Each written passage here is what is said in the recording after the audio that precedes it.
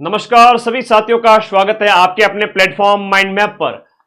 Computer के notes आप सभी को अगले 1 घंटे में 55 मिनट में कराऊंगा, ज्यादा नहीं है, टेंशन नहीं लेने किसी भी तरह की।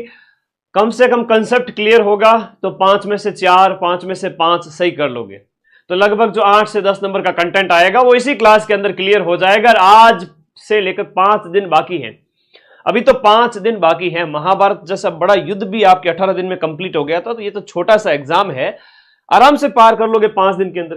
सिलेबस की बात करें, छोटा सा सिलेबस है, एकदम छोटा सा सिलेबस है। कंप्यूटर सिस्टम का अवलोकन है, सिस्टम है जो कंप्यूटर का उसका अवलोकन है, जिसमें आप हार्डवेयर डिवाइसेस जो हमारे जो चूहा वगैरह ना, ये हाँ आजकल तो ये देखो वायरलेस चूहा आने लग गया, ठीक है, वायरलेस डिवाइसेस हार्डवेयर वाली, ये सब हार्डवेयर में आएगी, इन सब के ऊपर बात करेंगे। और दूसरी बात है यहाँ पर आपके हार्डवेयर डिवाइसेस, उसके बाद सॉफ्टवेयर में बात करेंगे। सॉफ्टवेयर में OS operating system, operating system से सीधा सीधा प्रश्न आ गया, पटवारी में कोई कठिन प्रश्न नहीं आया था, है ना, उसके टाइप आ गए थे। एप्लीकेशन सॉफ्टवेयर ये हम पढ़ेंगे।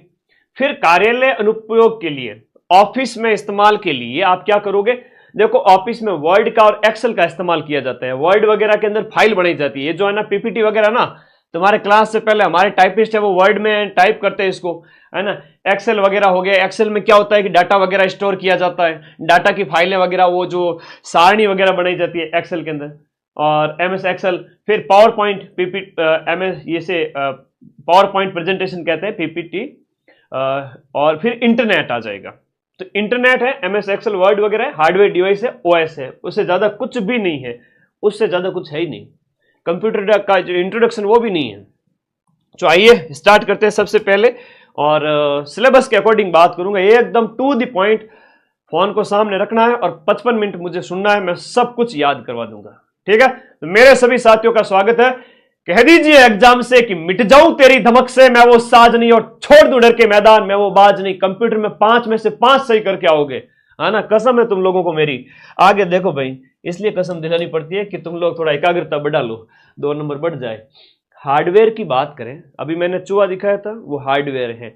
बाहर जितना भी दिखाई दे रहा है बाहर से हार्डवेयर है, मॉनिटर है, जो आपका सीपीयू का ढांचा वगैरह है, वो सब चीजें आपकी क्या है, हार्डवेयर डिवाइसेज है, जिसमें आपकी स्क्रीन है, मॉनिटर है, सीपीयू है, स्पीकर है। जो जो हमारे आंखों से हमें बाहर से दिख रहा है वो हार्ड है, हार्डवेयर है। कंप्यूटर में प्रयोग होने वाले सभी यंत्र हैं, वो भौतिक इलेक्ट्रॉनिक उपकरण है, वो हार्डवेयर है, जिसमें आपको दिख गया सामने, कोई पढ़ाने की बात है ही नहीं, इसके अंदर कोई पढ़ाने की बात है ही नहीं, हार्डवेयर है गुरुजी, हार्ड है, हार्ड हार्डवेयर बाहर की चीज। दूसरी बात है कंप्यूटर असेंबलिंग। अब असेंबल करना मतलब इकट्ठा करना एक साथ में, जैसे आप पुलिस की ट्रेनिंग वगैरह लेते हो तो गन असेंबलिंग वगैरह आपको सिखाया जाता है, ठीक है। तो ये चीजें आपको ध्यान रखना, इसमें होता है कई बार तो कंप्यूटर के हार्डवेयर भागों को आपस में जोड़ करके असेंबल किया जाता है। असेंबल मतलब इकट्ठा करना, असेंबल मतलब इकट्ठा करना। हार्डवेयर के दो देखो प्रकार कौन कौन से, हार्डवेयर में क्या क्या आ जाता है, सीपीयू। अब जो मैं गोला बनूं वो एग्जाम में प्रश्न बनेगा, जो मैं ज्यादा गोला बना के इंपोर्टेंट लिखूं वो प्रश्न बनेगा। जैसे पूछ लेंगे सीपीयू का नाम पूरा full form, central processing unit. Central processing unit जैसे कंप्यूटर का खोपड़ों का है, जहां पे सारी गतिविधि वहीं होती है। और फिर है 2 भाग है इसके अंदर, अब ये प्रश्न भी एग्जाम में आता है, इतने से काम नहीं चलता है। सीपीयू के अंदर भी आपका कंट्रोल यूनिट है, सीयू है, और एक प्रश्न ये पूछा जाता है एएलयू का फुल फॉर्म क्या है, अरिथमेटिक लॉजिक यूनिट, जो गणितीय गणनाएं, आंकड़ों की गणना के लिए काम में आता है, वो एएलयू है, सीयू है, कंट्रोल यूनिट, ये सब सीपीयू भाग है। और सीपीयू अपने आप में एक हार्डवेयर है, ठीक है, कोई टेंशन वाली बात नहीं है। फ्री माइंड से पढ़ते जाओ, किस किस का दुखड़ा रोए, दिन भर पढ़ के शाम को आराम से मुंह ढक के सोए। टेंशन नहीं लिया ना तो सिलेक्शन से तुम्हारा ही होगा, हाँ तुम्हारा होगा, तुम्हारा। ऐसे क्या देख रहे हो, तुम्हारा ही कह रहा हूं मैं। बेटे मुस्कुरा रहे हैं कि सर मेरा, हाँ बिल्कुल होगा यार, क्या बात है इसमें, कोई मतलब हर एक बच्चा नौकरी लेगा इसमें। देखो ये आपका सीपीयू है सीपीयू मतलब जो, जहां से अभी मैं लाइव हो रहा हूं तो मेरे सामने मेरा सीपीयू पड़ा है, जहां मेरा लाइव वाला सिस्टम पड़ा है, तो सीपीयू से ही सारी गतिविधि होती है, जिसमें आपका स्टोरेज डिवाइस होता है, आपका मेमोरी वाला भी होता है, प्रोसेसर भी होता है, मदरबोर्ड भी होता है, ग्राफिक कार्ड भी लगता है। ग्राफिक कार्ड वगैरह घना चौका चौका लगाया हो एकदम देसी घी की तरह, नहीं तो तुम्हारा वो सिस्टम चला ही नहीं, है ना। ये तो मैं रात दिन देखता रहता हूँ, नॉलेज है इतना। पावर सप्लाई का सिस्टम भी होता है, सॉफ्टवेयर मतलब स्टोरेज भी है, मेमोरी भी है, प्रोसेसर भी है। स्टोरेज भी है, मेमोरी भी है और प्रोसेसर भी है, सब सीपीयू मात्र में लगे, ठीक है। और जो कंप्यूटर है, जो कंप्यूटर सिस्टम है, उसका खोपड़ा जो है ना वो सीपीयू ही है। सीपीयू वाला डब्बा जो दिखा साइड में पड़ा रहता है बड़ा सा, सबको पता है, फॉर्म भरवाने जाते हो सब देखते हो ई मित्र वालों पे, किसी ने नहीं देखा हो तो। पेरिफेरल व इनपुट डिवाइस, पेरिफेरल डिवाइस जिसकी हम बात करें तो इसके अंदर आपका इनपुट और आउटपुट आएंगे। इनपुट डिवाइस क्या है, आउटपुट डिवाइस क्या है, मेमोरी यूनिट और संग्रह यूनिट, ये पेरिफेरल के अंदर आते हैं। तो थोड़ा सा ध्यान रखना कि ये एक शब्द है, इसमें हम सब डिवाइस की बात करेंगे। इनपुट है, आउटपुट है ना, और फिर मेमोरी यूनिट भी आती है। इनपुट आउटपुट के बाद मेमोरी भी आती है, संग्रह यूनिट भी आती है। सीधो सीधो प्रश्न थारे पेपर में मैंने छप चुको है कि स्टोरेज यूनिट कौन कौन सी है बताओ, पटवारी के पेपर में आया था। हाँ, स्टोरेज यूनिट कौन कौन जिसमें स्टोर किया जाता है। क्या तो थारो पेट है जट खावन खंडा जो गया, काम के नकाज के दुश्मन अनाज के का गुरुजी यूं मत क्यों। तो देखो स्टोर करना मतलब जो आंकड़े वगैरह डाटा स्टोर करने की बात करते हैं ना, संग्रह किसमें होता है, हार्ड डिस्क वगैरह है, एसएसडी है, ये स्टोरेज डिवाइस है। मेमोरी की अलग यूनिट होती है, रैम है, रोम है, स्टोरेज की हार्ड डिस्क, एसएसडी वगैरह। और इनपुट आउटपुट याद रखना है, पेरिफेरल कहलाते हैं। ये मदरबोर्ड पर सारा इलेक्ट्रॉनिक सर्किट जुड़ा होता है जिसपे ये मदरबोर्ड है, तो ये सीधी सी बात, ठीक है। अब एक इनपुट डिवाइस का प्रश्न आता है। इनपुट जिससे हम कोई निर्देश देते हैं कंप्यूटर को कि भाई कुछ चीज है वो बाहर आ जाए आउटपुट के रूप में। कोई काम हम करने बैठते हैं तो माउस से हम क्या हुआ आपका इनपुट देते हैं, है ना, या स्कैनर हो गया। तो एक ये बस स्क्रीनशॉट, इसको अच्छे से पढ़ लेना। इसमें से एक प्रश्न तुम्हारे 6 में से 6 पारी के अंदर छप चुका है, समझ लीजिएगा। छप गया है, समझ लीजिए क्या छप गया है सर। इनपुट में keyboard, joystick, scanner, barcode reader, इन सब से आप इनपुट देते हैं, तब हमें आउटपुट रिजल्ट मिलता है। जिसमें हेडफोन है, हेडसेट है तो गाने सुनाई देते हैं तो आउटपुट प्राप्त होता है। स्क्रीन है, स्क्रीन भी एक आउटपुट है। प्लॉटर वाला थोड़ा ज्यादा पूछ लेते हैं आजकल, प्लॉटर याद रखना। प्रिंटर वगैरह हो गया, प्रिंटर एक आउटपुट डिवाइस है ना, आउटपुट देता है, रिजल्ट देता है। ये जो गोले के अंदर है ना, ये इनपुट और आउटपुट दोनों है। ये इनपुट और आउटपुट दोनों है, इनपुट भी है और आउटपुट, जिसमें डिजिटल कैमरा भी है, पेन ड्राइव में टच स्क्रीन है, बहुत ज्यादा पूछा जाता है, सीडी डीवीडी है, वेब कैमरा है जो आपके कंप्यूटर के आगे लगा रहता है। तो सीधा सा एक प्रश्न तो ये छप चुका है। और स्टार्टिंग वाले जो प्रश्न थे जिसमें हमने बात की थी हार्डवेयर की हम बात की थी कि भाई आपका हार्डवेयर का उदाहरण कौन सा नहीं है, ऐसे पूछेंगे। तो जो बाहर से दिख रहा है वो तो है, और अंदर से कोई आपको कह देगा ऑपरेटिंग सिस्टम वगैरह, तो वो हार्डवेयर नहीं है, वो सॉफ्टवेयर हो जाते हैं, वो अंदर की बात है। तो थोड़ा समझना इस बात को, समझ गए ना। हाँ, तो उसके बाद में इनपुट और आउटपुट के बाद सीधा आगे चलता हूं। यहां पर काफी चीजें लिखी हुई है कि भाई इनपुट आउटपुट क्या क्या है। आउटपुट में जहां हमें परिणाम देखने को मिलता है, रिजल्ट देखने को मिलता है, प्रिंटर, स्पीकर, मॉनिटर, सारी की सारी। सीपीयू की बात करें तो केंद्रीय प्रक्रिया इकाई यानी सेंट्रल प्रोसेसिंग यूनिट है। सारी की सारी प्रक्रिया यहीं पर संपन्न होती है। कंप्यूटर में आप कोई भी काम करते हो तो उसी से प्रोसेस होता है। निर्देशों का निष्पादन है ना, एग्जीक्यूशन, कंट्रोल एंड कैलकुलेशन। निष्पादन, नियंत्रण और कंट्रोल वाला होता है। देखो सीपीयू के मुख्य भाग, एक तो कंट्रोल इकाई हो गई, और मुख्य काम है इसका मेमोरी और डाटा निर्देशों को लेना और गणना करना। एएलयू जो एक अंक गणितीय गणनाओं के लिए हम बात करें तो उसके लिए एएलयू होता है, ये भी आपका सीपीयू का पार्ट है, ठीक है। ज्यादा टेंशन नहीं लेनी इसमें, है ना, बहुत आराम से पढ़ो कि सीपीयू में एएलयू होता है, ठीक है। इसमें एक्यूमुलेटर और रजिस्टर का उपयोग करता है। मेमोरी स्टोरेज के अंदर हम बात करें तो स्थायी और अस्थायी। सीपीयू के अंदर एक तो परमानेंट मेमोरी होती है, एक है ना, और एक स्थायी भी होती है, एक अस्थायी भी होती है। दो प्रकार की मेमोरी है, आराम से समझते जाइए। प्राथमिक कौन सी है, द्वितीय कौन सी है, स्थायी कौन सी है, अस्थायी कौन सी है। माइक्रो प्रोसेसर भी बनाए गए थे। हम बात करें तो इंटेल है, वो 4004 1970 में पहली बार बना था, और वर्तमान में और भी कई सारे माइक्रो प्रोसेसर बन चुके हैं जो सीपीयू में लगते हैं। मेमोरी की बात करें, एक प्रश्न आपके 100% यहां से पूछा जाएगा, मेमोरी के आपके टाइप से संबंधित है। मेमोरी के टाइप से संबंधित प्रश्न पूछा जाएगा कि मेन मेमोरी कौन सी है, मुख्य मेमोरी कौन सी है, प्राथमिक मेमोरी कौन सी है, या हम इसे कहें कि आपकी अस्थायी मेमोरी कौन सी है, या आपका वोलेटाइल मेमोरी कौन सी है। ये इतने शब्द आते हैं सर, इतने आते हैं क्या। वोलेटाइल, वॉलेटाइल जो डाटा है वो मिट जाता है। कंप्यूटर बंद होने पर जो डाटा मिट जाए, पढ़ना और लिखना दोनों इसमें संभव होता है। वॉलेटाइल है, अस्थायी है, प्राथमिक है, और ये रैम है, random access memory. Random access memory, computer बंद हो गया, डाटा खत्म। लेकिन रोम है वो आपका केवल पढ़ने योग्य मेमोरी, रीड ओनली मेमोरी। इसका कई बार है ना सीधा सीधा फुल फॉर्म पूछ लेते हैं, रैम और रोम का पूरा नाम क्या है, एक प्रश्न ये हो गया। अब हम रोम की बात करें तो ये एक स्थायी मेमोरी है, नॉन वॉलेटाइल है। कंप्यूटर अगर बंद भी हो जाए तो ये आपके डाटा है वो इसके जैसे मिटता नहीं है, स्थायी रहता है, इसलिए इसका नाम स्थायी मेमोरी है। कंप्यूटर के अंदर ये बायोस का पूरा नाम पूछते हैं, है ना। ये बायोस क्या है, basic input output system, BIOS. BIOS आपके रोम के तहत कंप्यूटर के बायोस और बूटिंग के लिए आपका रोम की जरूरत पड़ती है। और बायोस वाला प्रश्न एग्जाम में पूछा जा चुका है कि भाई बायोस का फुल फॉर्म क्या है, input output system, basic input output system. ठीक है, ओके।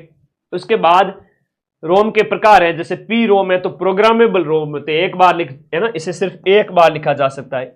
ईपी रोम की बात करें तो ये इरेजेबल प्रोग्रामेबल रोम है, जो विशेष उपकरण से मिटाई जा सकती है और वापस से लिखी भी जा सकती है।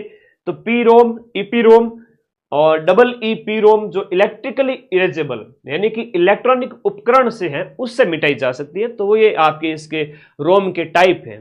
ठीक है, तो रोम के टाइप बताए गए हैं यहां पर, मैंने बताए थे रोम के टाइप। बाहरी मेमोरी की बात करें, एक्सटर्नल या सेकेंडरी मेमोरी, जिससे प्रश्न जो परीक्षा में जो आता है वह है द्वितीयक मेमोरी कौन सी है। द्वितीयक, स्थायी, अस्थायी, volatile, non volatile, RAM ROM के अंदर देख लिया। लेकिन दूसरा प्रश्न यह बनेगा कि बाहरी मेमोरी कौन सी है, जो है आपकी एक्सटर्नल और या सेकेंडरी या द्वितीयक। तो उसके अंदर आपका हार्ड डिस्क आ जाएगी, यूएसबी। आ रही हमारी यूएसबी, देखो ये यूएसबी लगी हुई है इसके अंदर। तो ये यूएसबी यहाँ पर लगी हुई है। तो ये यूएसबी अगर नहीं हो ना, तो वैसे तो कंप्यूटर मेरा ये जो है डिजिटल बोर्ड अपने आप में जो है एक क्या है, डिजिटल बोर्ड अपने आप में कंप्यूटर है, ठीक है ना। तो लेकिन फिर भी स्टोर करने के लिए मैं यूएसबी लगाता हूँ। इस यूएसबी को मैं दूसरी जगह कंप्यूटर में भी लगा सकता हूँ। तो सीधी सी बात है, जो आपकी यूएसबी है, ये लिखा हुआ है ना यूएसबी, तो यूएसबी ड्राइव, सीडी, डीवीडी, ये हार्ड डिस्क सब बाहरी है ना, ये सेकेंडरी हो जाती है, द्वितीयक हो जाती है। अब इसमें प्रकार है, मैग्नेटिक के अंदर हार्ड डिस्क, फ्लॉपी आती है, और ऑप्टिकल के अंदर सीडी, डीवीडी आती है। कंप्यूटर बंद होने पर भी इसमें डाटा है वो स्टोर रहता है। तो डाटा को स्टोर करने के लिए, परमानेंट स्टोर करने के लिए सेकेंडरी डिवाइसेस होती है। अब सीधी सी बातें थी, समझ में आई गई होगी। और मेरे प्यारे साथी, अगला जो है वो मेमोरी यूनिट्स का है। एक प्रश्न 5 में से मेमोरी यूनिट का आपके पेपर में छप चुका है। मुझे बताओ सबसे छोटी इकाई कौन सी है, स्टार्टिंग की 3 सबसे छोटी इकाई, स्टार्टिंग की सबसे 3 छोटी इकाई बताओ। मेमोरी यूनिट एक बार के लिए छोड़ दीजिए। जैसे हम बात करें बिट, बाइनरी डिजिट 0 या 1, कंप्यूटर का सबसे छोटा जो है वो आपका डाटा यूनिट बाइनरी डिजिट के अंदर होता है। तो इसको हम बात करें, इसको ऐसे नहीं समझ पाओगे आप, इसको ऐसे समझ पाओगे। कंप्यूटर का सबसे छोटा डाटा की बात करें तो ये होता है आपका बाइनरी डिजिट, और बाइनरी डिजिट है आपका 0 या 1, इस तरह से 0 या 1। बाइनरी डिजिट 1 बिट बराबर, मतलब 1 बिट मतलब बाइनरी डिजिट है ये, 0 या 1। फिर हम बात करें 4 बिट मिलकर के एक निब्बल बनाते हैं। 4 बिट मिलकर के, बहुत बढ़िया मनोज कुमार सैनी, सारा बिट बाइट निब्बल। तो ऐसे लिखो ना, बिट बाइट। देखो सबसे पहले बिट हो गया, बाइट हो गया, फिर निब्बल हो गया। तो 1 नंबर पे ये हो गया, 2 नंबर पे ये हो गया, 3 नंबर पे आपका, जैसे 1 बिट से सबसे स्टार्टिंग से हमने स्टार्टिंग यहां से की, बाइनरी डिजिट है ये। बाइनरी डिजिट जो है वो आपका 1 बिट एक बाइनरी डिजिट होता है, जिसे 0 या 1 हम कहेंगे। और जो आपका, एक सेकेंड, बाइनरी डिजिट 0 या 1 वो एक बिट को कहेंगे। अब 4 बिट मिलते हैं तब निब्बल बनता है। तो आपका बिट से निब्बल, निब्बल से आपका बाइट बनता है, 8 बिट से बाइट बनता है। 1024 बाइट होते हैं तब 1 केबी बनता है। 1024 केबी वाला है वो परीक्षा में पूछ लिया जाता है कई बार। तो एमबी बनता है, एमबी डाटा खर्च होता है, तुम सबको पता होगा। ये 1000 एमबी है तो 1 जीबी बनेगा, 1 जीबी डाटा। और 1024 जीबी होगा तब टीबी बनेगा। टीबी 1024 मिलेंगे तब पेटाबाइट बनेगा, है ना। और उसके बाद में पेटाबाइट से हेक्साबाइट, हेक्साबाइट से जेटाबाइट। तो थोड़ा सा याद रखना, एक प्रश्न आपके पेपर में यहां से छप चुका है। सबसे हम बात करें, बिट एक छोटी इकाई है जो कि आपकी एक बाइनरी डिजिट होती है, 0 या 1। अब बिट आपका हम बात करें 4 बिट मिलकर के एक निब्बल बनाते हैं। तो पहला बिट हो गया, उसके बाद में हमने बात की निब्बल की, तो बिट 4 मिलते हैं तब एक निब्बल बनता है, ठीक है। तो ये डिवाइस, ये थोड़ा याद रखना, किलोबाइट वाला ये पूछ लेते हैं, केबी वाला पूछ लेते हैं, नॉर्मल आप फोन वगैरह यूज करते हैं, डाटा का पता चलता है कि भाई जो है बाइट 1024 बाइट है तब जाके के आपका किलोबाइट बनता है। ये सब डाटा आपके खर्च होते हैं, पता चलता है कितने एमबी चले गए। आज से 5-10 साल पहले जियो नहीं आया था तब से हम कह रहे थे कि भाई इतने हमारे केबी चले गए, इतने एमबी चले गए। आज के टाइम में तो तुम जीबी का भी टेंशन नहीं लेते, कितने जीबी डाटा आ गए।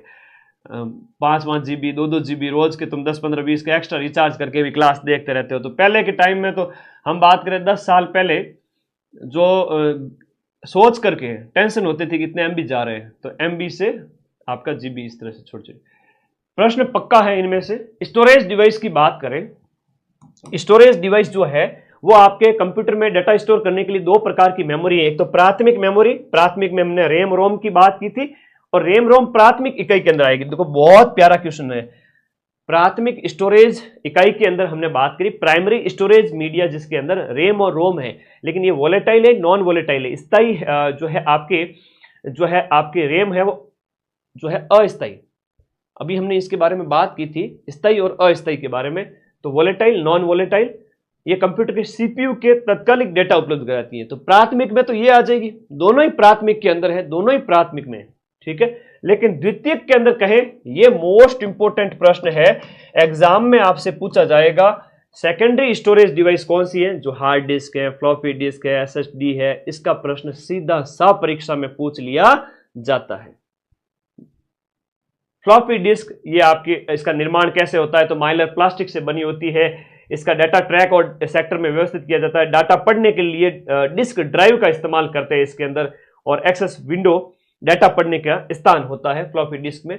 फिर इंडेक्स हॉल है, वो फोटो सेंसर द्वारा डिस्क की स्थिति निर्धारित करने के लिए। सारी बातें नहीं पढ़ाऊंगा, मैन जहां से प्रश्न आता है वही पढ़ाऊंगा। इसकी विशेषताएं हैं वो आपका बताया गया। डाटा है वो आपका चुंबकीय रूप में स्टोर होता है। पुराने समय में मुख्य रूप से ऑपरेटिंग सिस्टम और एप्लीकेशन स्टोर करने के लिए इसका इस्तेमाल जो है होता था। हार्ड डिस्क की बात करें, हार्ड डिस्क कंप्यूटर का जो है वो मुख्य स्टोरेज डिवाइस है ना, ये भी याद रखना, परमानेंट डाटा स्टोर करता है और मुख्य डिवाइस है स्टोरेज की आपके हार्ड डिस्क है। कितने की हार्ड डिस्क लगी हुई है हम कहते हैं इस टाइप से। तो मास स्टोरेज डिवाइस जो है बड़ी मात्रा में डाटा स्टोर करता है। हार्ड डिस्क का एक प्रकार है सब। ऑनलाइन स्टोरेज डिवाइस की बात करें तो अलग अलग इसके अंतर्गत आ जाएगा। इसकी संरचना वगैरह ज्यादा इंपॉर्टेंट नहीं है, डिस्क प्लेटर वगैरह ये ज्यादा इंपॉर्टेंट नहीं है।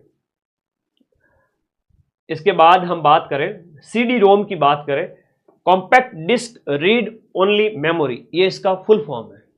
सीडी रोम का फुल फॉर्म है कॉम्पैक्ट डिस्क, सीडी का फुल फॉर्म है कॉम्पैक्ट डिस्क। अब ये ऑप्टिकल स्टोरेज डिवाइस है, ऑप्टिकल मतलब प्रकाश से संबंधित, तो ऑप्टिकल स्टोरेज डिवाइस होता है। और रोम है वो आपका, मैं इसको A4 साइज के पेज में भेजूंगा, सिर्फ 15 पेज। 4th ग्रेड के लिए कंप्यूटर के फोटो लगे हुए हैं ना, जैसे ये फोटोज लगे हुए थे ना, तो ऐसे में फोटो लगे हुए सिर्फ 15 पेज के अंदर आपको A4 साइज के नोट्स देने वाला हूं। अभी टेलीग्राम ग्रुप में ज्वाइन कर लो फटाफट, सारे साथी टेलीग्राम में जाओ। ये देखो टेलीग्राम का लिंक दिया हुआ है नीचे ब्लैक कलर की पट्टी में ब्लू कलर का, उस पर क्लिक करो और टेलीग्राम में जाके ज्वाइन बटन कर लो। तो मैं वो A4 साइज के 15 पेज कर दूंगा इसमें, ताकि आप लोगों के लिए सहूलियत हो जाए। ऑप्टिकल स्टोरेज डिवाइस है, रोम आधारित, केवल पढ़ने, रोम है वो आपका केवल पढ़ने के लिए, लिखने के लिए क्षमता सीमित होती है। सीडी रोम की बात हो रही है। संरचना इसके अंदर बताया गया है। पिट्स है वो डाटा के संकेत हैं, लेंस डाटा की खाली जगह होती है। लेजर है वो आपका डाटा पढ़ने लिखने के लिए इस्तेमाल होता है। और फोटो डिटेक्टर है वो लेजर से परावर्तित प्रकाश को सेंसर करता है। कैसे इसको पढ़ा जाता है सीडी को, वो बताया गया है। दिमाग को तंदुरुस्त रखें, नींद लेवे फुल, तभी समझ में आ जाएगा आराम से। लेजर द्वारा इसे पढ़ा जा सकता है। इन सबको ज्यादा नहीं पढ़ना है। स्थायी डाटा स्टोरेज की डिवाइस है, परमानेंट। डीवीडी का फुल फॉर्म है डिजिटल वीडियो डिस्क। डीवीडी क्या होती है? डिजिटल वीडियो डिस्क होती है। जो ऑप्टिकल स्टोरेज डिवाइस सीडी के समान है, लेकिन ज्यादा डाटा संग्रह के लिए। डीवीडी में ज्यादा डाटा संग्रह किया जाता है, सीडी में कम होता है। ठीक है, इसकी संरचना भी बताई गई है, कैसे कैसे क्या होता है, वो ज्यादा इंपॉर्टेंट नहीं है।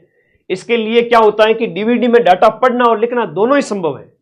अब उच्च घनत्व हाई डेंसिटी के कारण अधिक स्टोरेज क्षमता होती है, और ड्राइव डाटा एक्सेस के लिए डीवीडी ड्राइव का इस्तेमाल किया जाता है। डाटा एक्सेस के लिए हम किसका इस्तेमाल करेंगे? डीवीडी ड्राइव का इस्तेमाल करेंगे। इसको लेजर और फोटो डिटेक्टर से पढ़ा जा सकता है डीवीडी को। फ्लैश या पेन ड्राइव की अगर हम बात करें, पेन ड्राइव एक पोर्टेबल स्टोरेज डिवाइस है। पोर्टेबल का मतलब होता है, जैसे हम बात करते हैं ना, एक जगह से दूसरी जगह ले जाया जा सके। हाँ जी, पोर्टेबल डिवाइसेस, जैसे हम लैपटॉप वगैरह की बात करते हैं ना। ओके, बहुत बढ़िया बहुत बढ़िया। ये आपका पेन ड्राइव अभी मैंने आपको दिखाई थी जो लगी हुई थी, इसे पोर्टेबल कहेंगे। Floppy, hard disk, CD, DVD की तुलना में पोर्टेबल सुविधाजनक होते हैं, जैसे है ना, पावर बंद होने के बाद में डाटा सुरक्षित रहते हैं। आसानी से आप यूएसबी पोर्ट के माध्यम से कंप्यूटर या अन्य डिवाइस से उसको कनेक्ट कर सकते हो। जो मैंने निकाल के आपको दिखाई थी यूएसबी, तो आसानी से उसे आप दूसरी डिवाइस से कनेक्ट कर सकते हो, वो पोर्टेबल डिवाइस होगी। ठीक है, आगे देखो, जिप ड्राइव है वो फ्लॉपी डिस्क जैसी पोर्टेबल मैग्नेटिक स्टोरेज डिवाइस होती है। जिप ड्राइव, ब्लू रे डिस्क जो होती है वो वीडियो, हाई क्वालिटी मीडिया और बड़े सॉफ्टवेयर स्टोर करने के लिए, जैसे ब्लू रे डिस्क जो है वो वीडियो और बड़े जो डाटा स्टोर करने के लिए इसका इस्तेमाल किया जाता है। एक एक लाइन पढ़ लो स्टार्टिंग वाली, उससे ज्यादा नहीं पढ़नी है। इनपुट आउटपुट डिवाइस में ज्यादा मेहनत नहीं करनी है कि भाई इतना भी डीप में, पटवारी में नहीं पूछा तो इसमें क्या ही पूछेंगे। कीबोर्ड क्या होता है, उसमें कौन कौन सी कीज होती है वो बताया गया है, ये की को आपको याद नहीं करना है। ठीक है, ये मैंने ऐसे ही लिख दिया है। टैब मतलब एक स्पेस देने के लिए होता है, एस्केप मतलब मेन्यू से बाहर, पॉज वगैरह, ये ज्यादा इंपॉर्टेंट नहीं है। ठीक है, माउस है तो माउस के बारे में हम बात करें तो वही आपका कर्सर जो ब्लिंक होता रहता है, नॉर्मल सी चीज है। मैं इसमें थोड़ा सा यहाँ फास्ट चलूंगा। माउस के अंदर राइट क्लिक, लेफ्ट क्लिक, तो जो है माउस का आपका डबल क्लिक है तो खोलने के लिए कोई भी फाइल या फोल्डर को, नॉर्मल चीजें हैं। जॉयस्टिक क्या होता है, जैसे हम बात करें गेम वैम खेल रहे हो तो आप उसका एक ऊपर से निकला हुआ रहता है हत्था टाइप के, उसको आप जैसे ही इसे इधर उधर मूव करते हो, लेफ्ट राइट आगे पीछे, तो वैसी की वैसी पोजीशन बनती जाती है। तो मूवमेंट के लिए इसका गेम वगैरह में, कंप्यूटर गेम में इस्तेमाल किया जाता है। इनपुट डिवाइस है, तो इनपुट डिवाइस को मैं स्कैनर वगैरह की बात करें, इनपुट डिवाइस है। स्कैन करते आप अपना फॉर्म भरने जाते हो तो आप अपना साइन लिखते हो, तो वो वहां से स्कैन करके सीधा अपलोड कर दिया जाता है, वही स्कैनर है। वेब कैमरा क्या होता है, जो आपके लैपटॉप के आगे लगा रहता है, जिसमें आप वीडियो कॉल पे बात करते हो ना फोन पे, वैसे के वैसे सामने वाला दिखता जाता है। तो ये इनपुट आउटपुट डिवाइसेज है, इसमें मैं ज्यादा यहाँ टाइम वेस्ट नहीं करूंगा, सीधा आगे बढ़ता हूं। हम सीधा आगे चलते प्रिंटर पर। प्रिंटर में सिर्फ 2 मिनट में समझिएगा। प्रकार पूछा जा सकता है, किस प्रकार की डिवाइस है। प्रिंटर एक आउटपुट डिवाइस है जिससे हमें रिजल्ट प्राप्त होता है। यहां देखिएगा, इंपैक्ट प्रिंटर, बीम प्रिंटर जिसे कहते हैं, डॉट मैट्रिक्स होते हैं। इसमें क्या है, इंक के ड्रम का इस्तेमाल जो किया जाता है और दबाव से जो छपते हैं अंक वगैरह, उसमें होता है। तो डॉट डेजी चैन और ड्रम, डॉट डेजी चैन और ड्रम है वो इंपैक्ट के प्रकार है। और नॉन इंपैक्ट के अंदर इंकजेट और लेजर आता है। तो इसको ज्यादा टेंशन नहीं लेनी, आराम से समझो।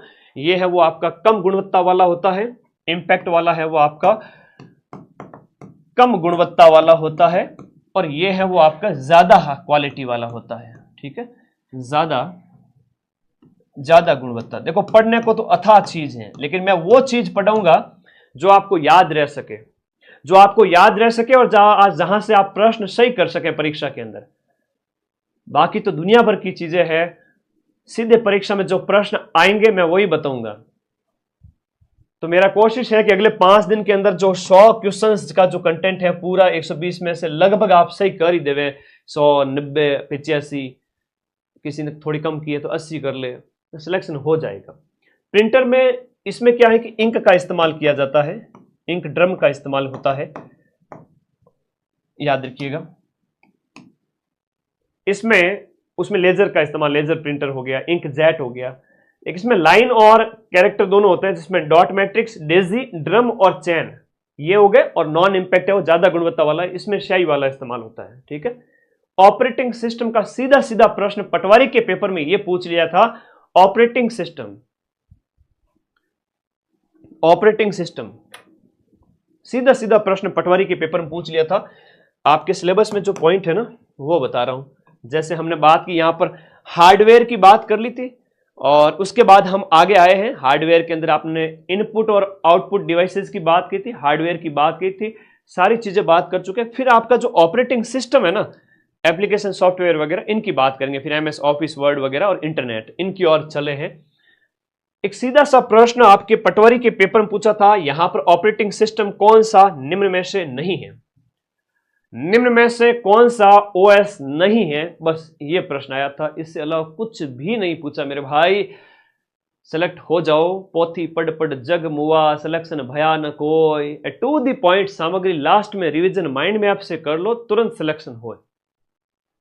ओएस की अगर बात करें, विंडो आता है, लेकिन वर्ड, माइक्रोसॉफ्ट वर्ड जो ऑप्शन में दिया जाता है वो आपका ओएस नहीं है, ठीक है। वो ऑप्शन में आता है, लेकिन विंडोज का जो आता है वहां पर कंफ्यूज मत हो ना। विंडो तो आपका ऑपरेटिंग सिस्टम में आता है, मैकओएस आता है, लिनक्स का मोस्ट फेवरेट क्वेश्चन है। लिनक्स तो लिनक्स ऑप्शन में होता ही होता है। Linux, Chrome, Android, iOS, Apple, Unix और बीएसडी, ये कुछ टाइप थे। अगर आप थोड़ा सा दिमाग का इस्तेमाल करो तो आपका एक प्रश्न सही हो चुका है।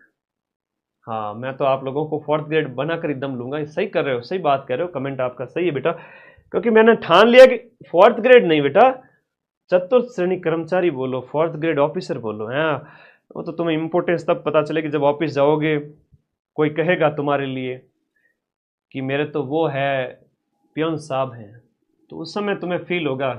अभी एक बार बन जाओ, उसके बाद भले ही तुम 1st ग्रेड बनो, ऑफिसर बड़े बड़े बढ़ो, तो तुम्हारी इच्छा है, जो भी हासिल करो। एक बार बढ़ो तो बढ़ो तो सही, नौकरी तो लगो। राजरी नौकरी बड़ी इंपॉर्टेंट है बेटा, ठीक है ना। जिन टाइम गवर्नमेंट जो हेल्थ वगैरह में जो आरजीएसएस कार्ड वगैरह से इलाज, कभी स्वास्थ्य का खुदा न खास्ता कुछ हो, लाखों रुपए का इलाज फ्री में मिलता है। कई सुविधा है यार, तुम एंट्री तो करो। तुम बड़े बड़े साहब के वो लेफ्ट हैंड, राइट हैंड और मिडिल हैंड हो जाओगे, तो समझो मेरी बात को यार। तुम समझते नहीं हो, ये बहुत बड़ा पद है। जब लगोगे ना फिर पता चलेगा। अरे कंप्यूटर 8 से 10 नंबर फिक्स है, चिंता मत करो। 5 से 6, 5 से 7 क्वेश्चन भी पूछ सकते हैं। अधीनस्थ बोर्ड का कोई भरोसा नहीं है। पटवारी में कह रहा था कि इंटरनेशनल करंट नहीं देंगे, सिर्फ नेशनल देंगे, राजस्थान नहीं देंगे। राजस्थान का भर भर के दिया, इस पर भरोसा नहीं कर सकते, ठीक है। इसलिए मैं कह रहा हूं 10 नंबर तो पक्के हैं।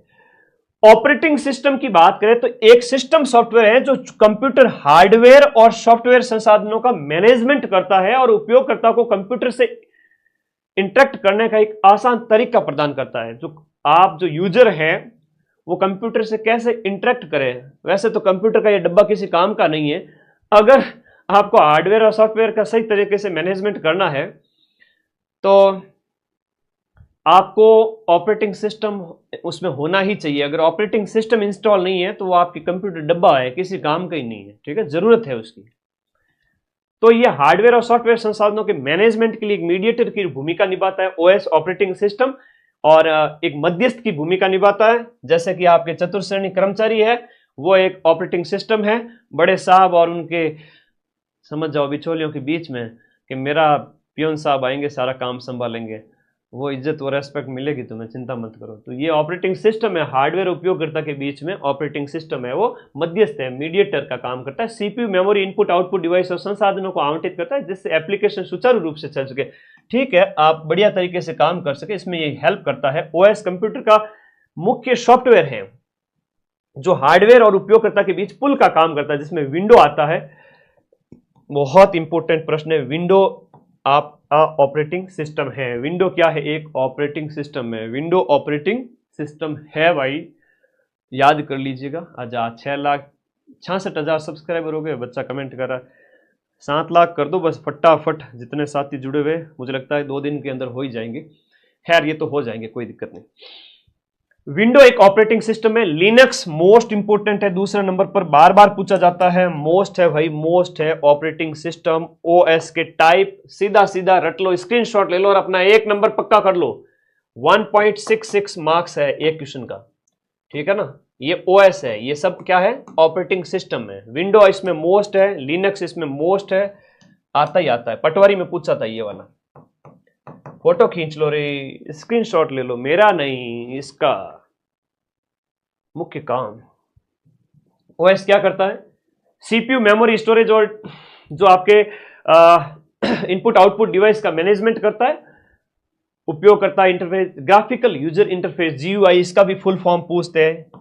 और सीयूआई के माध्यम से यूजर इंटरेक्शन करवाता है, फाइल और मेमोरी का मैनेजमेंट करवाता है। आप कहाँ फाइलें सेव करोगे, कई सारी चीजें हैं, फाइल और मेमोरी का मैनेजमेंट, प्रोग्राम का निष्पादन, ये सब ऑपरेटिंग सिस्टम से ही होते हैं।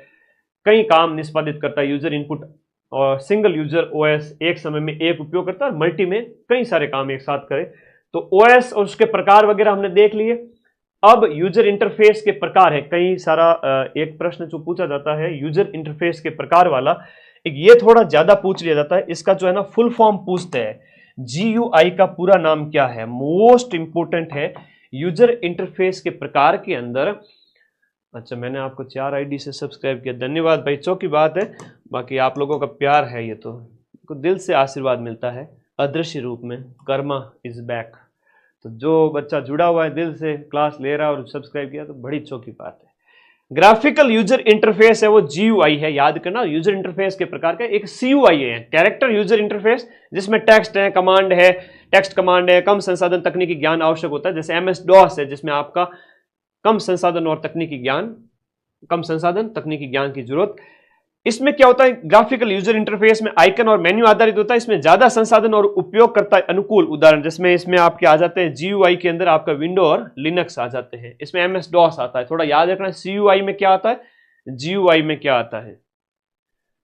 तो विशेष जानकारी, ओएस के बिना कंप्यूटर बेकार है, क्योंकि ये एक एप्लीकेशन हार्डवेयर के बीच प्लेटफॉर्म करता है, क्योंकि उसके बिना आप कंप्यूटर इस्तेमाल कर ही नहीं सकते। आप छोटे बच्चे की तरह भले ही चलाओ उसको, है ना, पेंट वगैरह ओपन करके, अलग उसमें भी बहुत, वो भी नहीं चलेगा, कई सारी चीजें हैं। थैंक यू मेरे प्यारे बच्चों, नॉर्मल चीजें हैं। आप लोगों को ये नोट्स सिर्फ आधे घंटे में रिवाइज करने टेलीग्राम पे जाके, और जितने भी नोट्स दे रहे हैं, जितने भी नोट्स आपके पास में, रोज के रोज रिवाइज करके भूल जाओ, रात को सो जाओ, दूसरे दिन वापस उठ करके फिर रिवाइज करो, फिर रात को सो जाओ, 8 घंटे नींद लो, 14 घंटा रिवीजन करो, जगमार के याद होगा, याद होना पड़ेगा।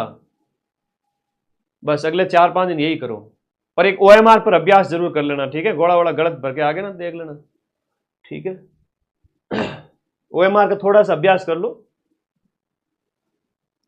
ओएस कंप्यूटर का पहला सॉफ्टवेयर है जो बूटिंग के समय मेमोरी में लोड होता है, ठीक है जी। मुख्य काम मेमोरी, ये ओएस के काम है, यहां पर फाइल मैनेजमेंट वगैरह है, ये मैंने बता दिए थे।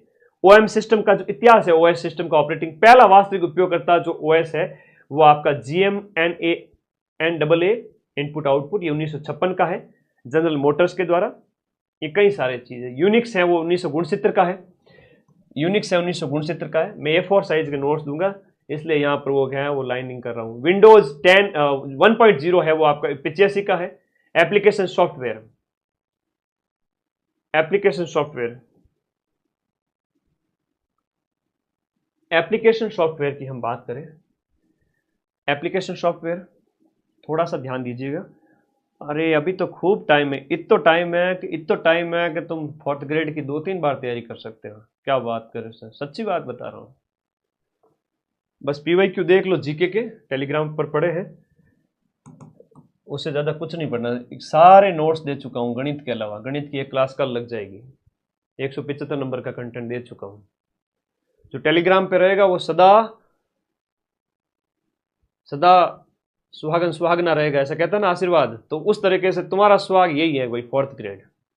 तो टेलीग्राम पे रहोगे तो सदा सुहागे रहोगे, हमेशा अखंड, कभी पग में कांटो ही को नहीं भागे, सारे नोट्स एक साथ। चलो आगे करें बात। एप्लीकेशन सॉफ्टवेयर क्या होता है सर, अभी तक तो आपने हमें ओएस समझाया था, ओएस के प्रकार बता दिए। ओएस के प्रकार अगर आगे तो उठा के पटक देंगे, धोबी पचाड़ देखते ही सही कर देंगे कि हम विंडोज वगैरह है, लिनक्स वगैरह है, हाँ सर वो तो हमें पता है। अब आगे आ जाओ, इधर एप्लीकेशन सॉफ्टवेयर की बात करें तो एप्लीकेशन सॉफ्टवेयर वो प्रोग्राम है जिससे उपयोगकर्ता किसी विशेष काम एप्लीकेशन सॉफ्टवेयर मतलब कोई विशेष दस्तावेज है, गेम खेलना है, वेब ब्राउज करना है, इसके लिए इस्तेमाल करता है। और ये सिस्टम सॉफ्टवेयर पर, ये सिस्टम है वो ओएस पर चलता है। एप्लीकेशन सॉफ्टवेयर ओएस पर चलता है, ऑपरेटिंग सिस्टम नहीं है तो एप्लीकेशन सॉफ्टवेयर नहीं चलेगा, ध्यान रखना, ठीक है। फिर सिस्टम सॉफ्टवेयर से अंतर कितना है कि सिस्टम सॉफ्टवेयर कंप्यूटर को चलाने और हार्डवेयर को नियंत्रित करता है। एप्लीकेशन, देखो सिस्टम सॉफ्टवेयर तो कंप्यूटर को चलाने में काम करता है, लेकिन एप्लीकेशन सॉफ्टवेयर है वो उपयोगकर्ता के विशेष काम में मदद करता है। अगर आपको कोई विशेष काम करने हैं कंप्यूटर में तो उसके लिए एप्लीकेशन सॉफ्टवेयर इंस्टॉल होने चाहिए। अगर वो नहीं होंगे तो आप विशेष कोई काम ऑफिशियल है वो नहीं कर पाओगे। और ये तो कंप्यूटर को चलाने के लिए ओएस बहुत जरूरी है। मजा आया ना? हाँ, तो कर दो अपने इस चैनल को सब्सक्राइब, सीधी सीधी बात है। उदाहरण है कि जैसे सिस्टम सॉफ्टवेयर क्या है, एप्लीकेशन सॉफ्टवेयर क्या है। देखो एप्लीकेशन सॉफ्टवेयर तो कोई ऑफिशियल काम वगैरह के लिए, आपको कोई मान लो कोई ऑफिस का काम करने हैं, आपको कोई भी तरह के को काम होता है, फाइल बनाना है, डाटा स्टोर करना है, तो उसके लिए आपको एमएस वर्ड है, एक्सेल है, क्रोम है, और आपका ये वीडियो गेम वगैरह इसमें आ जाएंगे। लेकिन सिस्टम सॉफ्टवेयर में विंडोज, अगर विंडो इंस्टॉल नहीं है, मेरे इस डब्बे के अंदर अगर विंडो इंस्टॉल नहीं है ना, तो ये किसी काम का नहीं है ना, ये किसी काम का नहीं है। विंडोज अगर इंस्टॉल नहीं है ना, किसी काम को नहीं। अगर ये ब्राउजर नहीं है इंस्टॉल, अगर ये ब्राउजर नहीं है तो ये गूगल क्रोम नहीं है तो मेरे किसी काम का नहीं, मैं नेट ही नहीं चला सकता, है ना। ये आपका विंडोज हो गया। यहाँ पर ये भी अपने आप में क्या है, एक ये विंडो है, वरना मैं क्या करूँ इसके बिना, है ना। अगर इसके अंदर अगर आपका सिस्टम सॉफ्टवेयर ही नहीं है तो ये कंप्यूटर किसी काम का नहीं है। और एप्लीकेशन सॉफ्टवेयर कुछ विशेष काम करने के लिए काम में आता है, ठीक है। ओके, धन्यवाद। गणितों की बात है। हाँ, आगे आ जाओ। देखो सब इस्तेमाल जो उपयोग है जो आपके एप्लीकेशन सॉफ्टवेयर के, एप्लीकेशन सॉफ्टवेयर के उपयोग है, जैसे आप कोई डाटा एमएस वर्ड से क्या बनाओगे, आप कोई डॉक्यूमेंट बनाओगे, कोई फाइल बनाओगे। और स्प्रेडशीट एक्सेल है, एक्सेल के अंदर आप कोई कई प्रकार के डाटा है उनकी सारणी बनाओगे, है ना। मनोरंजन के लिए वीडियो गेम खेलेंगे, लकड़ों के लाडे है ना, सारे दिन तो पढ़ाई होती नहीं, बीच में आधा आधा घंटा निकालना पड़ता है 4-6 घंटे के बाद में, जब तपने लग जाए। इंटरनेट है तो वेब ब्राउजर, अब क्रोम एंड फायरवॉक्स वगैरह, इसमें इंटरनेट चलाते हैं हम, ये एप्लीकेशन सॉफ्टवेयर के अंदर आ जाते हैं। व्यवसाय यानी आपका इन्वेंट्री मैनेजमेंट एप्लीकेशन, सारे इसमें आ जाते हैं एएस के अंदर। एएस के अंदर हम आपके बात करें तो ये सारे अभी तक जो बताए थे वो थे, ठीक है। अब इसमें एमएस वर्ड की बात करते हैं। एप्लीकेशन सॉफ्टवेयर में वक्त को थोड़ा वक्त दीजिए, सारा वक्त बदल जाएगा। एक गंदे पानी की गिलास लीजिए जिसमें पूरा मिट्टी घुली हुई है और आप उसे उस जो है नल के नीचे रख दीजिए, 2 मिनट लगेंगे, पानी साफ उसके अंदर जाता जाएगा और गंदगी हटती जाएगी। गिलास 2 मिनट बाद देखोगे एकदम साफ झक पानी से भर चुकी है। तो वैसे अपने दिमाग को थोड़ा शांत रखना है। एग्जाम हॉल में जब बैठो 5 मिनट बाद में पेपर हाथ में आते ही सब कुछ सेट हो जाएगा और तुम सेलेक्ट हो जाओगे।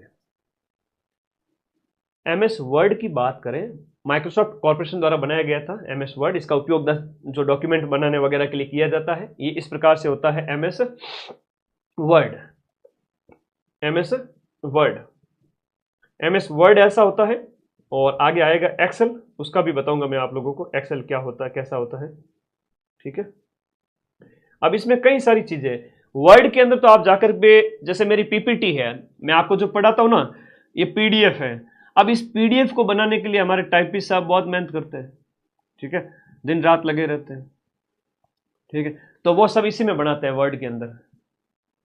और एक्सेल है तो कोई अगर ऑफिशियल कोई काम वगैरह है, डाटा का स्टोर करना, ये एक्सेल के अंदर है। जैसे यहाँ सारणी बनानी है, कोई स्कूल का रिजल्ट वगैरह होता है बच्चों का, इस तरह से डालना, या कोई कॉमर्स के डाटा वगैरह डालना है, तो वो एक्सेल के अंदर हो गया, ठीक है। और कोई फाइल बनानी है तो फाइल बनानी है, पीडीएफ वगैरह बनानी है। जैसे मैं बच्चों को पढ़ा रहा हूं, मैंने कहा टाइपिस्ट को कंटेंट भेजा, मैंने कहा सर ये बना दीजिए अपने पीडीएफ बच्चों को पढ़ाने के लिए, यहाँ पर लिख लीजिए माइंड में, आप हारा वही जो लड़ा नहीं, इस तरह से बढ़िया डिजाइन करिए, तो वो आपके वर्ड के अंदर फाइल बनाएंगे, ठीक है। तो ये इसमें वो इसका इस्तेमाल करेंगे, समझिए इस बात को। एमएस वर्ड माइक्रोसॉफ्ट ऑफिस का हिस्सा है। जो वर्ड है वो माइक्रोसॉफ्ट ऑफिस का ही पार्ट है। इसमें माइक्रोसॉफ्ट ऑफिस के मुख्य प्रोग्राम क्या है, मोस्ट इंपोर्टेंट चीज यहां पर लिखी हुई, 2 बातें लिखी हुई, एक ये लिखी हुई है, एक ये लिखी हुई है। वर्ड है वो ऑफिस का हिस्सा है। माइक्रोसॉफ्ट ऑफिस के अंदर वर्ड भी आता है, एक्सेल भी आता है, पावर पॉइंट प्रेजेंटेशन भी आता है, ये सब आता है, ठीक है, एमएस वर्ड के अंदर। MS ऑफिस के अंदर ये सारे आते हैं। वर्ड ऑफिस का ही पार्ट है। वर्ड को शुरू करने वाली फाइल है वो शॉर्ट में winword.exe दिया गया है। शॉर्टकट भी दिए गए, अगर आप S दबाओगे कंट्रोल के साथ फाइल सेव हो जाएगी। ये नॉर्मल चीजें हैं जो ज्यादा डीप में नहीं पूछी जाएगी। रूलर क्या होता है? MS वर्ड में 2 प्रकार के रूलर होते हैं, जो हॉरिजेंटल होता है और वर्टिकल होता है। तो अलग अलग उसकी साइज वगैरह बताई गई है। पैराग्राफ को कैसे लिखना है, इसमें आप ज्यादा माथापच्ची न करें। मेन्यू बार वगैरह, स्टेटस बार कहाँ क्या, इसमें ज्यादा माथापच्ची न करें। ठीक है, मैं सीधा आगे चलूंगा। MS के बाद में मेल मर्ज वगैरह ये सब आगे बात करते हैं। अब इसके बाद सीधा इसमें तो क्या कैसे यूज करना वो सारी चीजें बताई गई। जो ज्यादा माथापच्ची वाली बात है वो मत है ना, इसमें ज्यादा टाइम वेस्ट मत करना। जो सीधा 5 में से मैं बता देता हूं क्वेश्चन कौन कौन से आएंगे। वही कंप्यूटर के हार्डवेयर सॉफ्टवेयर से क्वेश्चन आएगा, हार्डवेयर से, इनपुट आउटपुट वाला, मेमोरी वाला, इंटरनेट वाला। तो तुम क्या सोचते हो कि पूरे सिलेबस को ना पढ़े और एक को ही रटते जाए? ये तो फेल होने के लक्षण है। एक को नहीं रटना है, पूरे सिलेबस को पढ़ना अच्छे से। याद हुआ तो ठीक, नहीं तो टेंशन नहीं लेनी, आगे बढ़ो। बहुत बड़ा सिलेबस है तो सारे पार्ट है वो कवर कर लीजिए। इसलिए मैंने कहा कि आपका MS जो माइक्रोसॉफ्ट ऑफिस का जो पार्ट है वर्ड, उससे आगे हम बढ़ चुके हैं। उसका दूसरा पार्ट माइक्रोसॉफ्ट ऑफिस का वर्ड के बाद में है एक्सेल। वर्ड समझ लिए बस, बहुत है। उसके बाद एक्सेल को समझ लो, थोड़ा सा बहुत है। 5 में से 1 या 2 मुश्किल, 1 या 2 क्वेश्चन मुश्किल। 2 क्वेश्चन यहां से आ गए, 1 इंटरनेट से आ गया, 1 हार्डवेयर से आ गया। उससे ज्यादा कितने प्रश्न ही नहीं है। 15 प्रश्न होते तो मैं लालच करता। तो हमेशा सिलेक्शन की रणनीति पे ध्यान रखो कि आउटपुट कितना मिल रहा है। ज्यादा लालची होना चाहिए पढ़ाई के अंदर कि भाई हमें जितना फायदा होगा हम उतने सेल्फिश बनकर पढ़ाई करेंगे। ठीक है, तो एक्सेल की प्रकार की बात करें, एक्सेल है वो स्प्रेडशीट एप्लीकेशन सॉफ्टवेयर है। Excel is a spreadsheet, important है ये लाइन, थोड़ा रट लेना, दिमाग में बिठा लेना। एक्सेल स्प्रेडशीट एप्लीकेशन सॉफ्टवेयर, इसका प्रयोग है वो एक्सेल में आते ही आप डाटा, एक्सेल में डाटा, और हमने बात की वर्ड के अंदर फाइलें बनाई जाती हैं। नॉर्मल सामान्य जानकारी किसी भी बच्चे ने अगर सिर्फ आधा घंटा ये क्लास देख ली और जिंदगी में कभी कंप्यूटर नहीं पढ़ा है तो भी 5 में से 3 4 उसके ऊपर डिपेंड करता है, वो सही करके आ जाएगा। और जिसने थोड़ा सा चेक कर लिया वो 5 में से 5 सही करेगा। ठीक है, कोई कठिन प्रश्न नहीं आएगा, आएगा ही नहीं, देख लेना। वर्कशीट का पहला, इसमें कैसे तैयार की जाती है ये आपको याद रहेगा। एक्सेल का एक जो पेज खुला हुआ है, अब इसमें कैसे क्या बनाते हैं वो मैंने लिखा है हालांकि, लेकिन एक रीडिंग मार लेना, टाइम बर्बाद मत करना। फिर से कह रहा हूं, इसमें टाइम बर्बाद नहीं करना है। सिलेक्शन लेना है तो टाइम बर्बाद नहीं करना है। इसमें स्लाइड कैसे बनाई जाती है, स्लाइड का व्यू कैसा आता है, ये शॉर्टकट वगैरह अभी काम के नहीं है। ठीक है, कंट्रोल के साथ में जो है दबाओगे की को तो सेव हो जाता है, कॉपी हो जाता है, पेस्ट हो जाता है, इस तरह से है। सामान्य चीजें हैं, इसमें समय बर्बाद नहीं करेंगे। लास्ट वाला पार्ट है इंटरनेट आज की क्लास का। 5 ही प्रश्न है, इसलिए कह रहा हूं टेंशन नहीं लेनी है, ज्यादा आउटपुट हमें लेना है। साची बात है हमारी, तो नॉर्मल पढ़ लो, बहुत है। पूरा नाम है इंटरनेट, इंटरनेशनल नेटवर्क विंटन जी सर्फ, इसके द्वारा इसका आविष्कार किया गया सबसे पहले। दुनिया भर में कंप्यूटर नेटवर्क का एक विशाल, जैसे वाइड एरिया नेटवर्क जो हम कहते हैं, वे लेन के बाद लेन मेन वेन जो होता है ना, वेन जो है वो इंटरनेट का एक उदाहरण है ना, विश्व स्तर पर जो है वो आपका वेन है। भारत में बात करें तो 15 अगस्त 1995 को भारत में इंटरनेट की शुरुआत होती है। VSNL नहीं, VSNL, विदेश संचार निगम लिमिटेड, विदेश संचार निगम लिमिटेड VSNL के रूप में भारत में सबसे पहले इंटरनेट आया था 1995 में। तुम जैसे कई बच्चों का तो कहीं की लॉन्चिंग 10 साल बाद में, कहीं की 5 साल बाद में, हो सकता है कुछ 95 से पहले के हो, तो आधो की तो लॉन्चिंग है वो 1995 के बाद में। तो इंटरनेट भारत में तुमसे ज्यादा क्या है, बड़ा है। समझ गए बात को? तो वेन अपने आप में एक इंटरनेट का हो गया आप विश्व स्तर पर जो है, और भारत में 1995 में शुरू होता है। भारत का पहला सार्वजनिक जो ISP विदेश संचार निगम लिमिटेड था, भारत का पहला जो आया था, हम उसकी बात करें। हाँ, आ गया जो पहला नेटवर्क जिसने इंटरनेट की नींव रखी थी। ये बहुत बढ़िया प्रश्न है, ये बहुत बढ़िया प्रश्न है। आगे देखो, 10 क्लास पूरी करा दो। 10 तो पूरी हो रही है ना, कोई दिक्कत ही नहीं है। 10 क्लास तो पूरी हो रही है। कितनी क्लासें करवा दी अभी तो, उसमें से ऐसी ऐसी क्लासें लाऊंगा, तुम बस सब्र रखो। पहला नेटवर्क जिसने इंटरनेट की नींव रखी वो आपका अर्पा नेट था। पहला नेटवर्क जिसने इंटरनेट की नींव रखी थी वो अर्पा नेट था। ठीक है।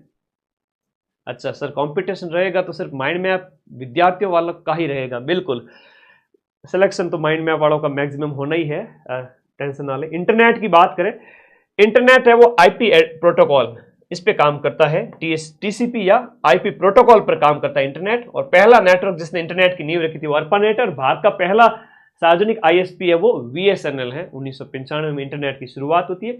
इसका फुल फॉर्म भी कई बार पूछ लेते हैं, वर्ल्ड वाइड वेब, WWW जो आईपी एड्रेस होता है, आप लिखते हो, सर्च करते हो। हम बात करें डीएनएस का मतलब होता है domain name system.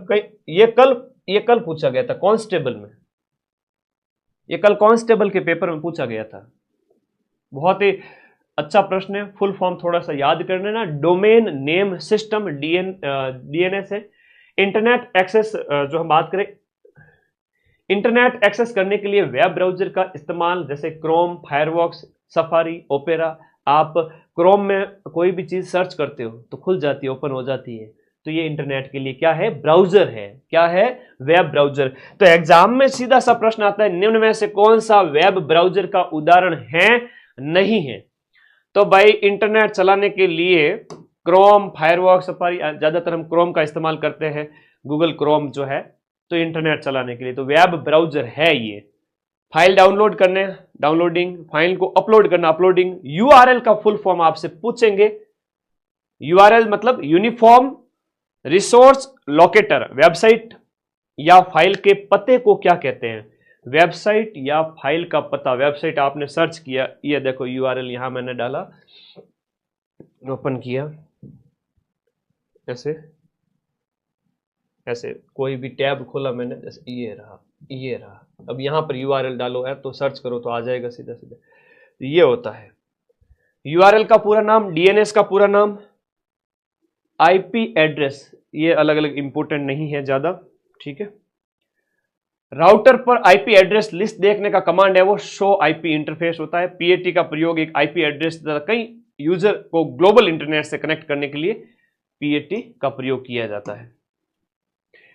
Shell account जो है, कंप्यूटर सीधे नेट से नहीं जुड़ा है, आईएसपी कंप्यूटर से जुड़ता है, इसमें इनको छोड़ दीजिए। आईएसपी का पूरा नाम है इंटरनेट सर्विस प्रोवाइडर। इंटरनेट सेवा प्रदान करने वाला आईएसपी होता है। इंटरनेट सेवा प्रदान प्राप्त करने के जो साधन है वो डायल अप है, लीज लाइन है, ब्रॉडबैंड है, ये ध्यान रखना। और डायल अप कनेक्शन है वो टेलीफोन लाइन के माध्यम से आईएसपी, वो डायल अप होता है, ध्यान रखना। और उसके बाद में एएसपी का पूरा नाम है एप्लीकेशन सर्विस प्रोवाइडर होता है। एक सॉफ्टवेयर के माध्यम से सभी ग्राहकों को इंटरनेट सेवा प्रदान की जाती है। एचटीटीपी का फुल फॉर्म, हाँ मोस्ट इंपोर्टेंट है, एग्जाम में पूछ लिया जाता है, hyper text transfer protocol secure. HTTP का फुल फॉर्म एग्जाम में पूछा जाता है। इंटरनेट डेटा ट्रांसमिशन तकनीक है जो पैकेट स्विचिंग की तकनीक है, इसको छोड़ दीजिए। ये अर्पानेट जो सबसे पहले इंटरनेट की शुरुआत तो अमेरिकी रक्षा विभाग के लिए, इंटरनेट जब सबसे पहले आया था तो अमेरिका के जो डिफेंस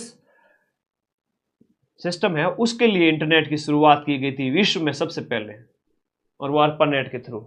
अर्पा का नाम है एडवांस रिसर्च प्रोजेक्ट एजेंसी, जो अमेरिका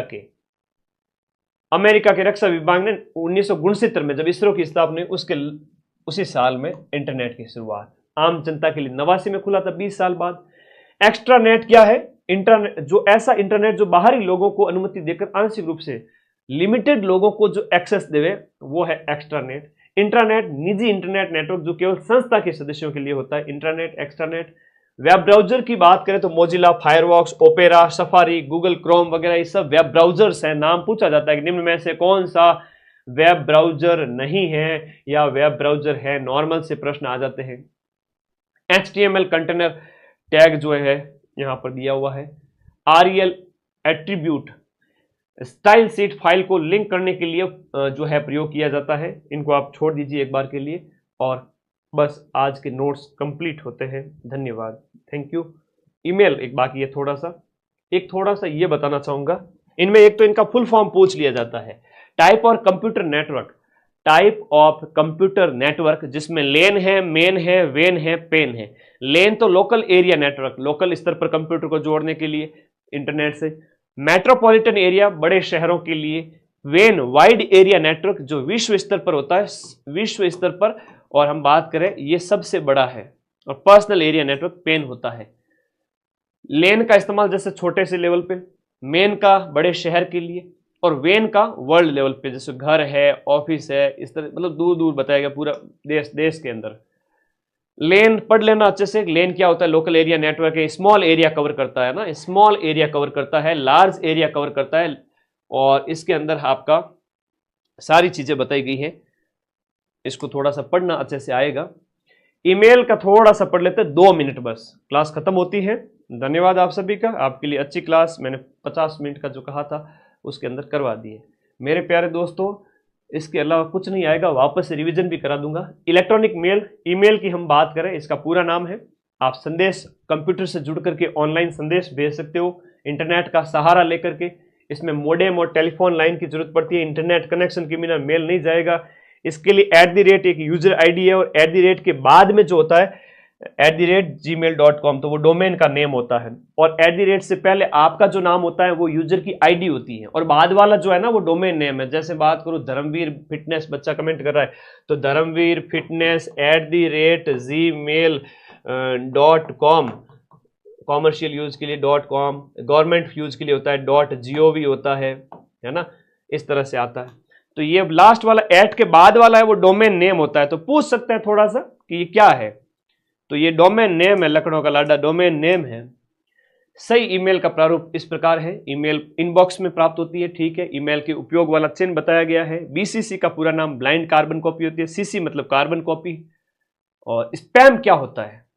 स्पैम देखो, कई बार मालवेयर, ये भी प्रश्न आता है, मालवेयर और आपका होता है ना, जैसे जो कंप्यूटर वायरस होता है ना, जो अटैक करते हैं पूरे हैकर लोग जो बैठे थे, अपने उस दिन देखा नहीं था, एकदम से लाइव ज्यादा लेके आ गए, 5 मिनट के अंदर डबल तिबल 3 गुना कर दिए थे। ये लोग हैकर लोग होते हैं, ठीक है। तो फर्मवेयर, मॉलवेयर, फर्मवेयर, इस प्रकार से ये वायरस के होते हैं ना, फर्मवेयर, ये वायरस होते हैं, कंप्यूटर वायरस स्पैम होते हैं। जंक ईमेल तो यहाँ अलग है, अलग फॉर्म में है, ये वायरस है, कंप्यूटर वायरस। और मनुष्य को भी वायरस जनित रोग हो जाए तो कभी ठीक नहीं होता, नहीं, ये वायरस भी वैसा ही होता है, वायरस का कोई इलाज नहीं। अटैचमेंट वगैरह देख लेना। मैं पहला ईमेल है वो आपका किसका है, और आविष्कार है वो आपका ईमेल सिस्टम का आविष्कारक VA शिवा, ये यहाँ पर बताया गया है ना। वेबसाइट का पहला पेज होम पेज होता है, और ये बैचेज हैं आप सभी के, एक बार बढ़िया फॉर्थ ग्रेड देके आ जाओ, फिर माइंड मैप का ऐप डाउनलोड करना, कोर्स वाली कैटेगरी में जाकर के रीड के बैच है, सेकंड ग्रेड के बैच है, और राजस्थान जीके स्ट्रॉन्ग करना है। ये बुक हर बच्चे की टेबल पर होनी चाहिए, जिसमें अपने राजस्थान की हिस्ट्री, कल्चर, ज्योग्राफी, पॉलिटी सब कुछ है। और कांस्टेबल थानेदार का बैच भी आपके नया स्टार्ट हो चुका है। अपने फोर्थ ग्रेड पेपर के बाद बढ़िया पढ़ लेना। एक तो मैंने ये पढ़ाया था, सिर्फ अभी तक कुछ भी नहीं पढ़ा ना, तो भी पढ़ा देता हूं, सिर्फ 2 मिनट मुझे दे देना, 5 क्वेश्चन कौन कौन से आएंगे बता देता हूं। हार्डवेयर का अर्थ बता दो, फिर आपका हार्डवेयर के मुख्य प्रकार कौन सा है, CPU के टाइप वगैरह, पेरिफेरल यूनिट्स के अंदर क्या क्या आता है, तो ये 4 आ जाएगा। इनपुट आउटपुट के अंदर एक प्रश्न ये आ जाएगा तुम्हारे, स्क्रीनशॉट लेते रहो, है ना। शकल देख रहे हैं मेरी, अरे यहां देखो, मेमोरी के अंदर कौन कौन सी है, मुख्य मेमोरी वगैरह, है ना, ये आ जाएगा। एक ये आ जाएगा, स्टोरेज डिवाइस वाला आएगा। संभावित प्रश्न है, हर पारी में देखने को मिलेंगे, मिलने पड़ेंगे। ये द्वितीय स्टोरेज के अंदर ये आते हैं, ठीक है। बाकी कुछ भी नहीं है, कुछ भी नहीं है। आगे आ जाओ, ले लिया ना स्क्रीनशॉट, बस कोई टेंशन नहीं लेनी। मैं अभी सिर्फ छोटे से नोट्स भेजूंगा। अभी एक बार के लिए ये वाली फाइल, प्रिंटर का टाइप पूछे तो पूछ ले, ये आपका पूछेंगे ये क्या है, ऑपरेटिंग सिस्टम में, ये सब OS है, ठीक है, ये OS है, आएगा, आना पड़ेगा। पेपर में छपा हुआ है, और मैंने वो चश्मा पहना हुआ है जिससे मुझे सब दिख रहा है पेपर के अंदर का। तो भाई स्क्रीनशॉट लेते रहो, ठीक है ना। सावधानी हटी दुर्घटना घटी। एक्सेल हो गया, MS वर्ड जो है वो ऑफिस का ही भाग है, इसी के अंदर आपका एक्सेल है। और बस हो गया, मामला खत्म।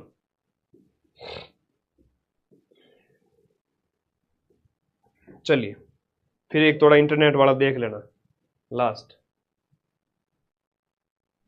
लेन वेन मेन वाला देख लेना थोड़ा सा, ये वाला, ठीक है। बस हो गया, इससे बाहर कुछ नहीं। टाटा बाय बाय, खत्म क्लास आज की। 1 घंटे का कहा था और 1 घंटा मैंने करवा दिया है। अब इससे ज्यादा बच्चे की जान लोगे क्या? आने पड़ेंगे प्रश्न, प्रश्न आने पड़ेंगे, ठीक है। पटवारी मैंने सोच रहा था बहुत हाई लेवल आएगा, बच्चों इतनी तैयारी की, दिन रात एक कर दिया। अच्छी बात है, दिन रात एक करना, मेहनत करना आपके अंदर योग्यता डेवलप करता है। एग्जाम में कई बार होता है ना, भले ही सिलेक्शन आपने 2-4 एग्जाम पीछे दिए हो, नहीं हुआ हो, लेकिन वो योग्यता डेवलप हुई, मेहनत करने की काबिलियत विकसित हुई दूसरे बच्चों की तुलना में। तो परीक्षाएं आपके व्यक्तित्व का निर्माण करती है, परीक्षाओं से कभी मत डरो, परीक्षा में शामिल हो, सारे फॉर्म भरो, 4th ग्रेड से लेकर के आईएएस का फॉर्म भरो। तुम लोगों को आईएएस का फॉर्म भी भरना चाहिए। आप लोग आईएएस प्री वाला जो फॉर्म है वो भी भरा करो, आईएएस प्री देके आया करो। मैं तो कहता हूँ एक सिंगल आपको जो सुटेबल लगे वो सारे एग्जाम दिया करो, उससे आपको एक कंपटीशन के लेवल का पता चलता है, आपको जानकारी होती है, बहुत सारी चीजें होती है। एक साल भर में 10 एग्जाम होते हैं, दिया करो। जो एग्जाम से बचेगा उसका सिलेक्शन मुश्किल है, ठीक है। हर साल के मिड में मई जून में प्री होता है, उसके फॉर्म निकलते हैं फरवरी मार्च में, तो भरा करो फॉर्म। आपके ब्रेन का विकास होगा, बढ़िया एक कैंडिडेट बनोगे और जीवन में हमेशा सुखी रहोगे। माँ सरस्वती के पास हो तो हमेशा सुखी रहोगे। नौकरी लगी तो भी सुखी, नौकरी नहीं लगी तो भी सुखी होगे, क्योंकि पढ़ाई कभी बेकार नहीं जाती, ठीक है। तो आप सभी के सिलेक्शन की पूरी संभावना है। अब मैं चलता हूं, अभी तो मुझे और क्लास लेके आनी है रात को। कल हिंदी की और मैथ की क्लास होगी, और एक क्लास तो जिसका तुम बड़ी बेसब्री से इंतजार करते हो वो अभी डिस्क्लोज नहीं करूंगा, हाँ, वरना कॉपी हो जाती है मार्केट में मदन सर की। चलो कोई नहीं, जितने साथी जुड़े हुए हैं एक बार बता देना कैसी चल रही है तैयारी, जोश कैसा है आप लोगों का, कमेंट बॉक्स में मैं सबके कमेंट देखना चाहूंगा। थैंक यू, धन्यवाद, ओके बाय।